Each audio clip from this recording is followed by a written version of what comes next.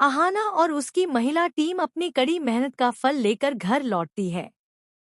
सभी मूर्तियां बिक चुकी होती हैं और जब दुर्गा देवी पूछती है कि मूर्तियों का क्या हुआ, तो अहाना पहले चुप रहती है। दुर्गा देवी घबरा जाती हैं, लेकिन तभी अहाना पीछे से ढेर सारे पैसे लाकर उनकी हथेली पर रख देती है। इसे देखकर दुर्गा देवी की आंखों से खुशी के आंसू बह पड़ते हैं। वह भावुक होकर कहती हैं कि उन्होंने कभी सोचा भी नहीं था कि उनका हुनर एक दिन परिवार की मुश्किलें दूर करेगा। पूरा घर खुशी से झूम उठता है। नाच गाना शुरू हो जाता है। शोर सुनकर मौनी पीसी और बाकी घर वाले नीचे आकर नाराजगी दिखाते हैं, लेकिन इस बार कोई उनकी परवाह नहीं करता। दुर्गा देवी गर्व से कहती हैं कि लोगों ने कहा था कि ये महिलाएं जिंदगी में कुछ हासिल नहीं कर सकती, और आज उन्हीं की मेहनत ने ये साबित कर दिया कि हौसला हो तो हर सपना पूरा हो सकता है। दुर्गा देवी घोषणा करती हैं कि अब घर में ही लघु उद्योग शुरू किया जाएगा और वह सब मिलकर अपने पैरों पर खड़ी होंगी।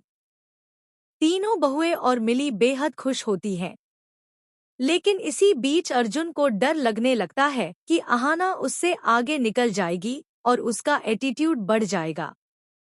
वह अहाना को धमकी देता है कि अगर उसने मूर्तियां बनाना नहीं छोड़ा तो वह इस घर में नहीं रह सकती। अहाना दृढ़ता से जवाब देती है कि यह उसकी माँ का घर है और कोई उसे निकाल नहीं सकता। इसी समय कहानी बड़ा मोड़ लेती है। दुर्गा देवी को परिवार का असली चेहरा दिख चुका होता है।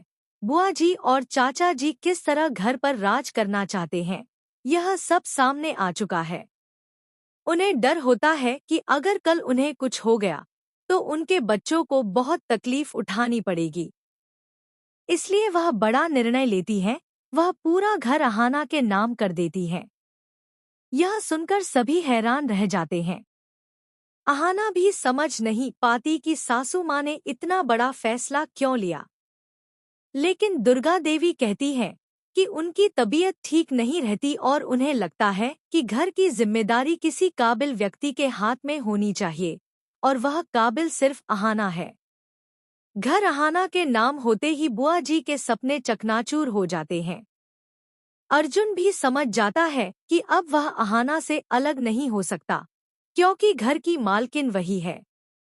अब सवाल यह है, क्या दुर्गा देवी का यह बड़ा फैसला परिवार को जोड़ पा